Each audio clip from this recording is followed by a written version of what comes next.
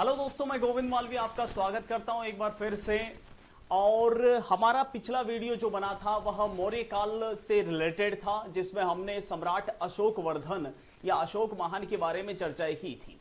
आज हम बात करना चाह रहे हैं, जैसा कि आपको बोर्ड पे टाइटल दिखाई दे रहा होगा, मौर्योत्तर काल के बारे में। और देखिए, सम्राट अशोक जो कि मौर्य साम्राज्य के तीसरे सम्राट थे। अगर आपने मेरा पिछला वीडियो नहीं देखा है तो कृपया आप पहले उसको देखिएगा, तभी ये आगे वाली चीज आपको समझ में आ पाएगी बड़ी आसानी से।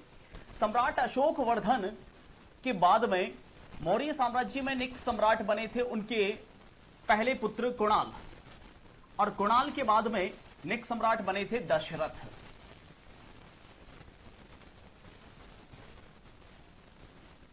दशरथ के बाद में संप्रति, और संप्रति के बाद में नेक्स्ट मौर्य सम्राट बने थे शालीशुक, और शालीशुक के बाद में नेक्स्ट सम्राट बने थे देवधर्मन, और देवधर्मन के बाद में अंतिम मौर्य सम्राट नौवें सम्राट थे बृहद्रथ द्वितीय। देखिएगा, मौर्य साम्राज्य के अंतर्गत जो अशोक हैं, उन्होंने, सम्राट अशोक ने मौर्य धर्म के बौद्ध धर्म के प्रचार प्रसार के पीछे अत्यधिक पागलपंथी दिखाई। यूं कहें तो अपना सारा खजाना खोल दिया था बौद्ध धर्म के पीछे, और साथ ही साथ कुछ भी उन्होंने एक भी युद्ध नहीं लड़ा, उन्होंने हथियार डाल ही दिए थे। तो स्वाभाविक सी बात है कि ऐसी चीजें मौर्य साम्राज्य के पतन का कारण बनेगी। तो अशोक वर्धन मौर्य साम्राज्य के अंतिम शक्तिशाली सम्राट कहे जा सकते हैं। उसके बाद में स्थिति काफी कमजोर हुई, कुणाल सम्राट बने, कुणाल के बाद में दशरथ सम्राट बने। दशरथ के बारे में इतना आपको एक और चीज याद रखने के लिए बोल देता हूं मैं आपको, इनकी भी उपाधि देवानाम पीय दशानाम थी। देखिए, आपने ये उपाधि अशोक वर्धन के बारे में पढ़ी होगी, लेकिन एग्जामिनेशन बोर्ड क्या करता है, वो थोड़ी चालाकी कभी कभार कर लेता है, क्योंकि सबको पता है, एग्जामिनेशन बोर्ड को ये अच्छी तरह से मालूम है कि हर एक बच्चा ये अशोक की एक एक बारीकी पढ़ के आ भी सकता है। तो उसको फंसाना हो तो वो इस तरह से भी सवाल डाल सकता है कि देवानाम पीय दशानाम नाम की उपाधि किस मौर्य सम्राट की थी, और हम बड़े प्रश्न पढ़ के खुश हो जाते हैं, क्योंकि हम सोचते हैं ये तो हमें मालूम है अशोक। लेकिन ऑप्शंस में अगर अशोक ना हो तो उस समय कंडीशन खराब हो जाती है। तो अगर ऑप्शंस में दशरथ भी हो तो आप इसका उत्तर दे सकते हैं। अशोक के अलावा नेक्स्ट मौर्य सम्राट जो दशरथ बने थे, उनकी भी उपाधि देवानाम पीय दशानाम थी। दशरथ के बाद में नेक्स्ट सम्राट बने थे संप्रति, संप्रति के बाद शालीशुक, शालीशुक के बाद देवधर्मन, और देवधर्मन के बाद में बृहद्रथ द्वितीय। कहते हैं कि 184 ईसा पूर्व के आसपास इसी बृहद्रथ द्वितीय के सेनापति थे, जिनका नाम था पुष्यमित्र शुंग। पुष्यमित्र शुंग ने भरी सेना के सामने सम्राट बृहद्रथ को काट दिया था, मार दिया था। अब ऐसा क्यों किया बृहद्रथ द्वितीय को, उसी के सेनापति पुष्यमित्र शुंग ने क्यों भरी सेना के सामने काटा, इसके पीछे बहुत बड़ी वजह थी, और वो वजह आपको भी शायद नजर आ गई होगी, और नजर नहीं आई तो मैं बता दूं। अशोक के बाद में सारे मौर्य सम्राट जो हैं वह बौद्ध धर्म के पीछे पागल थे, और ऐसी कंडीशन के अंदर भारतीय सम्राटों ने हथियार उठाना छोड़ दिया था, शांति की नीति अपनाई थी। लेकिन भारत की शांति को विदेशी आक्रमणकारियों ने बार बार छेड़ा, हमारी शांति को उठाकर ले गए वो। मेरे कहने का यहां तात्पर्य यह है कि विदेशी आक्रमणकारियों ने भारत को काफी नुकसान पहुंचाया, यहां की जनता को काफी नुकसान पहुंचाया, और सम्राटों ने सिर्फ शांति शांति शांति की बातें की। अब ऐसी कंडीशन में एक सम्राट का दायित्व सिर्फ इतना नहीं होता कि वह सिर्फ शांति फैलाए, सम्राट का दायित्व यह भी होता है कि वह जनता की रक्षा करें। लेकिन सम्राट बृहद्रथ द्वितीय जैसे सम्राट जनता की रक्षा करने की बजाय सिर्फ शांति को ही आगे बढ़ा रहे थे, बौद्ध धर्म को ही आगे बढ़ा रहे थे। इसलिए उन्हीं के एक कट्टर ब्राह्मण सेनापति पुष्यमित्र शुंग ने भरी सेना के सामने अपने ही सम्राट को काट डाला। ठीक है, तो चलिए बात करते हैं कि आगे हिंदुस्तान में क्या हुआ उसके बारे में। जिसे हम मौर्योत्तर काल के अंतर्गत रखते हैं, पोस्ट मौर्यन पीरियड। मौर्योत्तर काल यानी मौर्य काल के बाद में हिंदुस्तान में क्या क्या घटनाएं घटित हुई, थोड़ा सा मैं मैप के जरिए आपको दिखा देता हूं, बता देता हूं कि मौर्योत्तर काल की क्या क्या घटनाएं रही थी और क्या क्या हिंदुस्तान में हुआ था। देखिए, मौर्य साम्राज्य, मैंने आपको पिछले वीडियो में भी बताया था कि मौर्य साम्राज्य हिंदू कुश पर्वतमाला से लगाकर वर्तमान कामरूप देश यानी असम तक फैला हुआ था। दक्षिण में केरल वाला हिस्सा मौर्य साम्राज्य के अधीन नहीं था। ठीक है, मौर्य साम्राज्य यहां से लगाकर असम तक फैला हुआ था और दक्षिण में केरल तक फैला हुआ था। इतना बड़ा मौर्य साम्राज्य अशोक और उसके बाद वाले सम्राटों की रणनीति की वजह से बर्बाद हो गया।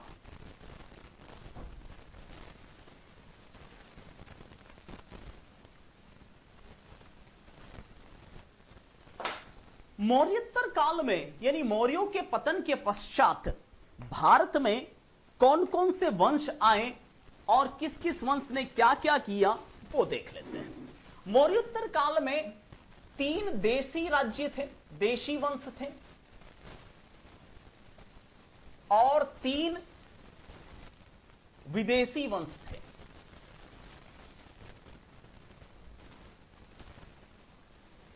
अब ये देशी वंश कौन कौन से हैं? 3। देखिए, अभी अभी मैंने बताया कि भरी सेना के सामने अपने ही सम्राट को पुष्यमित्र सुंग ने काट दिया, यानी भारत में एक नया वंश पनपा जिसे हम कहते हैं सुंग वंश। सुंग वंश का साम्राज्य कहां कहां था, यह इतिहासकारों के पास में इसके एविडेंस नहीं है, लेकिन संभवतः हो सकता है उत्तर भारत में सुंग वंश फैला हुआ था और सुंग वंश की भी राजधानी पाटलिपुत्र ही थी। जिस समय उत्तर भारत में सुंग वंश था तो दक्षिण में एक वंश था जिसका नाम था सातवाहन, तो दूसरा देशी वंश था सातवाहन।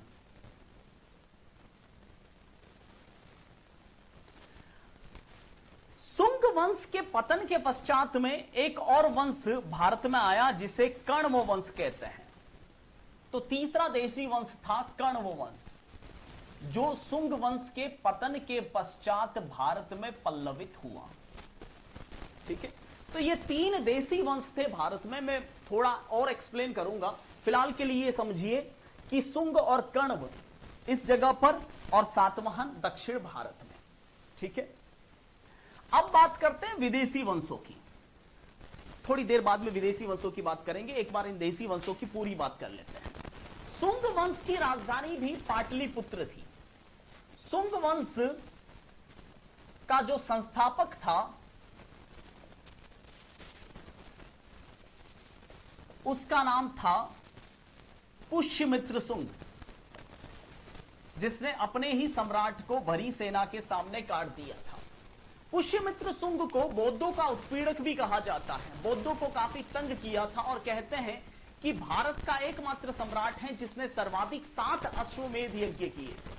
बौद्धों का एक काल था पुष्यमित्र सुंग, एक ब्राह्मण सेनापति था जिसने सम्राट की पदवी हासिल करके सुंग वंश की स्थापना की। लगभग 7 अश्वमेध यज्ञ किए थे पुष्यमित्र सुंग ने। पुष्यमित्र सुंग का पुत्र था अग्निमित्र। अग्निमित्र, शायद आपको पता होगा, कालिदास का एक महाकाव्य है मालवी का अग्निमित्रम, वो अग्निमित्र के ऊपर ही लिखा हुआ है। अग्निमित्र के बाद में वसुमित्र, वसुमित्र के बाद में ज्येष्ठ मित्र, फिर पुरिंद्र, फिर घोष, फिर शिव स्वांति, फिर चकोर जैसे सम्राट बने। और एक इसमें एक और सम्राट बना था काफी समय बाद में जिसका नाम था भागभद्र। इसी भागभद्र के दरबार में एक यूनानी नागरिक आया था जिसका नाम था हेलियोडोरस। हेलियोडोरस आया था जिसने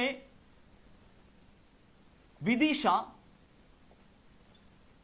जो वर्तमान मध्य प्रदेश के अंदर है, विदिशा में बेसनगर गरुड़ स्तंभ की स्थापना की थी।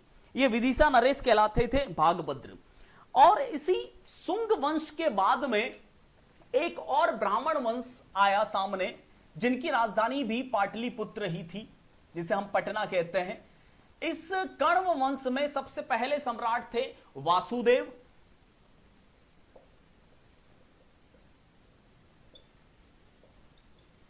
दूसरे सम्राट थे वासुदेव के बाद में भूमिमित्र, फिर नारायण और फिर सुशर्मा। 4 सम्राट बने थे कण्व वंश में। दक्कन में अगर हम सातवाहनों की बात करें तो सातवाहन वंश की राजधानी थी प्रारंभ में, वह राजधानी थी अमरावती, जो कि वर्तमान में आंध्र प्रदेश की राजधानी आधिकारिक रूप से घोषित की गई है। अमरावती राजधानी थी सातवाहन था गोत, जिसका संस्थापक था सिमुक। और इसी वंश में बहुत बड़े बड़े सम्राट हुए थे, जैसे गौतमी पुत्र शातकर,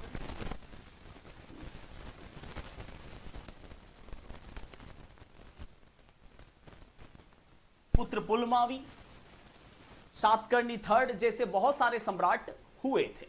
तो ज्यादा जानने की जरूरत नहीं है, सिर्फ मौर्योत्तर काल में आपको इतना समझना है फिलहाल कि मौर्योत्तर काल में 3 प्रमुख वंश थे, सुंग वंश, सातवाहन वंश और कण्व वंश। कभी कभार इनकी राजधानियां भी पूछी जाती हैं, तो सुंग वंश की राजधानी पाटलिपुत्र, कण्व वंश की राजधानी भी पाटलिपुत्र, क्योंकि सुंग वंश के समाप्त होने के बाद कण्व वंश आया था। और दक्कन में एक और वंश था जिसकी राजधानी थी अमरावती। बाद में इन्होंने, हालांकि प्रारंभ में इनकी राजधानी प्रतिष्ठान यानी पैठन थी, प्रतिष्ठान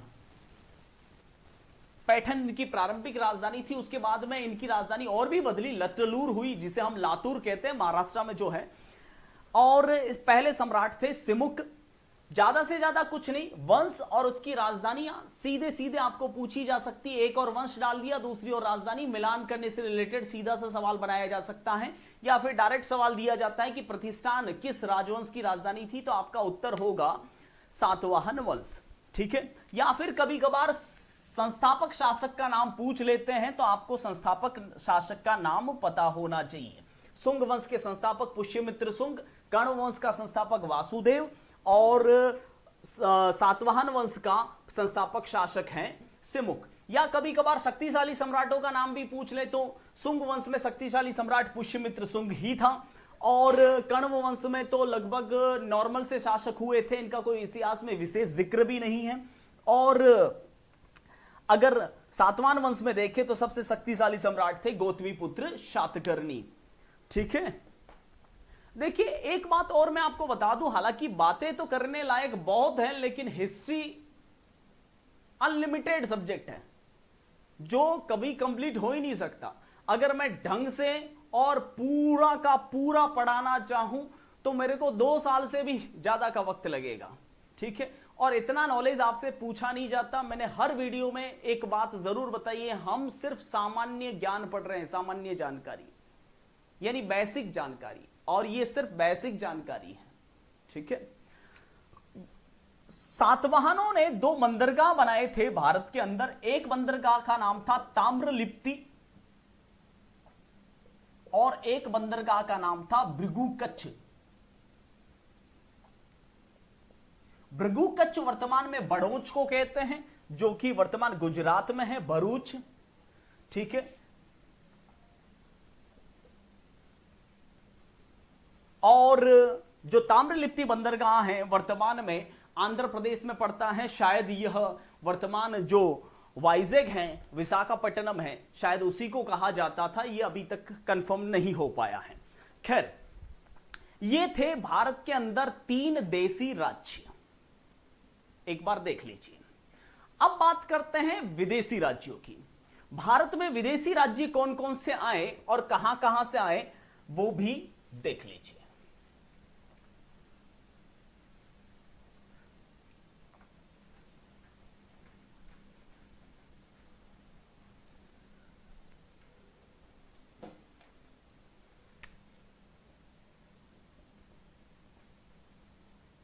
विदेशी आक्रमण या विदेशी राज्य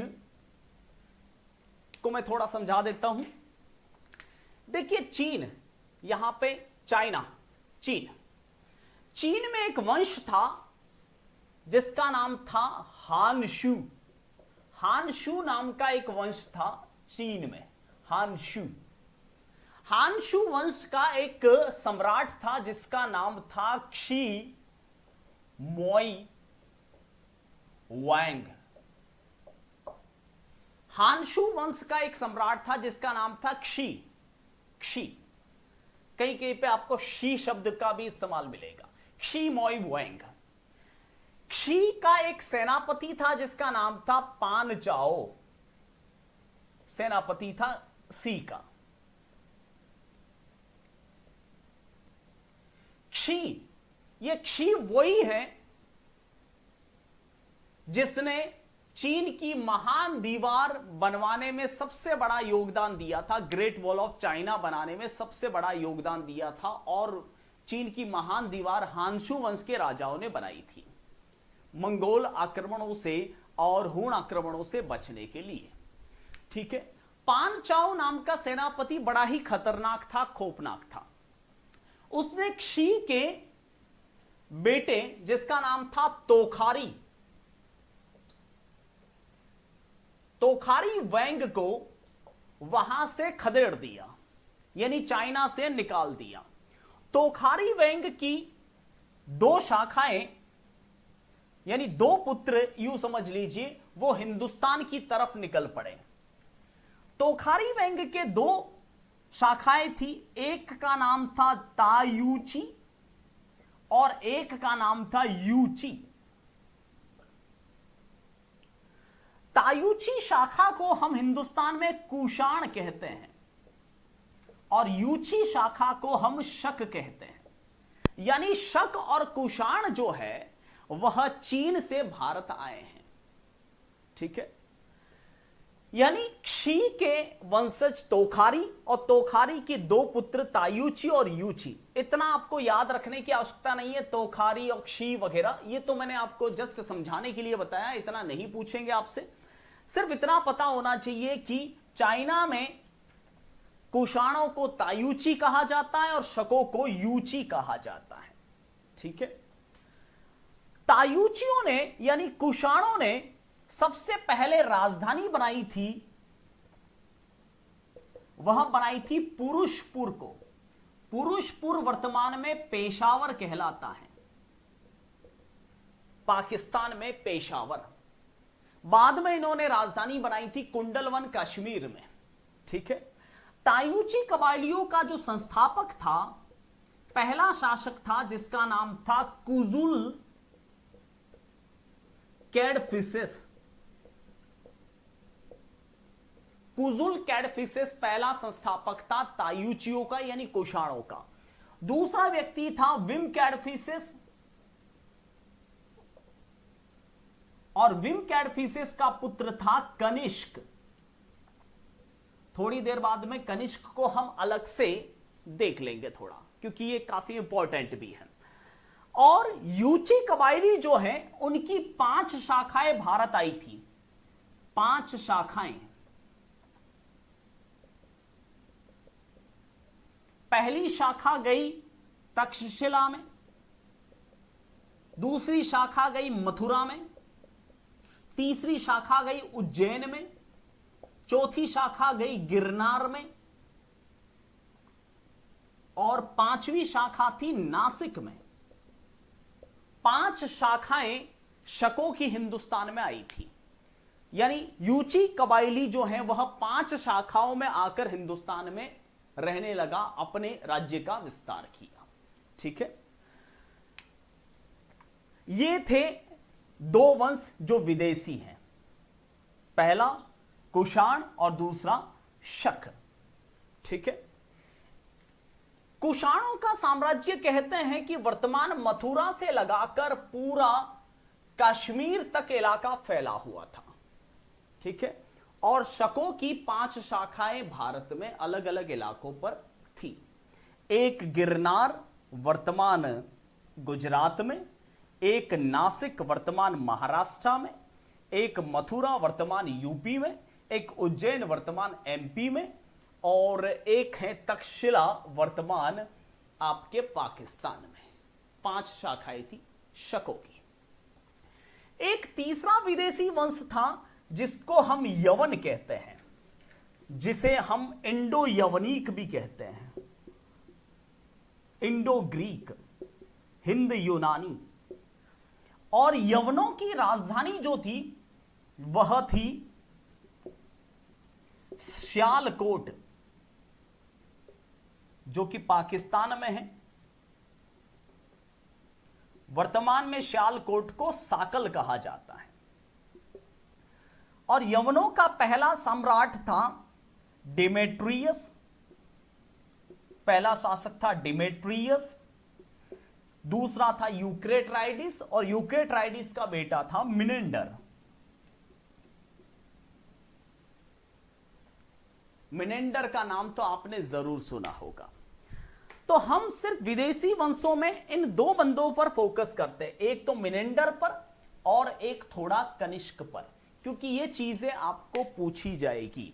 और अगर आपने मौर्योत्तर काल नहीं पढ़ा है तो आपको गुप्त काल समझ में नहीं आने वाला, जो कि इसके बाद वाला समय है, क्योंकि क्रमबद्ध इतिहास ही आपको समझने में फायदा पहुंचाता है। देखिए, यहां हम बात कर लेते हैं विदेशी और देशी वंशों की तो हमने बात कर ली। अब बात करते हैं विदेशी वंशों में। विदेशी वंशों में मैंने अभी अभी कहा कि कुषाण पहला वंश, दूसरा शक और तीसरा यवन या इंडो ग्रीक, ये तीन विदेशी वंश थे भारत में अलग अलग। तो ज्यादा कुछ नहीं, आपसे सीधा सा सवाल पूछा जाता है कुषाणों की राजधानी या संस्थापक या महत्वपूर्ण शासक। तो राजधानी है पुरुषपुर, संस्थापक कुजुल कैडफिसेस और महत्वपूर्ण शासक कनिष्क, जो कि तीसरा शासक था। शकों की 5 शाखाएं थी भारत में, थोड़ी शाखाएं याद कर लेना तो बढ़िया रहेगा, वैसे इतना डीप जाएगा नहीं सवाल, मुझे नहीं लगता। और यवनों की राजधानी थी सियालकोट, जिसे हम शाकल भी कहते हैं, और संस्थापक था डिमेट्रियस और महत्वपूर्ण शासक था आपका मिनेंडर। देखिए, मिनेंडर के बारे में आपको एक चीज याद रखनी बहुत अति आवश्यक है। मिनेंडर और उनके एक आपने पुस्तक का नाम सुना होगा, मिलिंद पन्हों, यानी मिनेंडर के पन्हे नागसेन ने लिखी थी। इनके ऊपर लिखी गई है एक पुस्तक। खैर, इतना बारीकी से और सवाल नहीं आना है, लेकिन मिनेंडर के बारे में एक चीज जरूर याद रखना दोस्तों, क्योंकि वो कभी भी एग्जाम में पूछी जा सकती है। भारत का पहला व्यक्ति जिसने सोने के सिक्के चलवाए थे, भारत में सबसे पहले सोने के सिक्के किसने चलवाए, तो आपका उत्तर होगा मिनेंडर ने। ठीक है। दूसरा, अब बात करते हैं कनिष्क की। कनिष्क के बारे में आपको एक बात याद रखनी है, पहली कि इन्होंने राजधानी बनाई थी कुंडलवन। इन्हीं के समय चौथी बौद्ध संगीति का आयोजन हुआ था कश्मीर के कुंडलवन में। इन्हीं के दरबार में चरक नाम के एक आयुर्वेदा शास्त्री रहते थे, जिन्होंने चरक संहिता नाम की पुस्तक लिखी थी। और भी दरबारी थे, नागार्जुन थे, वसुमित्र थे, अश्वघोष थे। एक बात जरूर याद रखना, 78 ईस्वी में इन्होंने ही शक संवत चलवाया था। भारत में शक संवत किसने चलवाया, जिसके आधार पर तीज त्योहार चलते हैं, तो आपका उत्तर होगा कनिष्क, जो कि कुषाण वंशी सम्राट था। ठीक है। बहुत सारी बातें हैं और भी कनिष्क के करने लायक, जैसे कि भारत का पहला अंतरराष्ट्रीय सम्राट भी कहलाता है कनिष्क। और इसके अलावा कनिष्क के बारे में एक और बात, इन्होंने ही सबसे पहले चीन और भारत के बीच में रेशम मार्ग खोला था। यानी आज जो चाइना और इंडिया के बीच में व्यापार होता है, उसका श्रेय कहीं ना कहीं कनिष्क को जाता है। ठीक है। तो मौर्योत्तर काल में फिलहाल आपको इतना ही। अगले वीडियो में हम बात करने वाले हैं और वह होगी हमारी गुप्त काल के बारे में। फिलहाल के लिए थैंक यू, बाय, और बने रहें मेरे साथ। Thank you.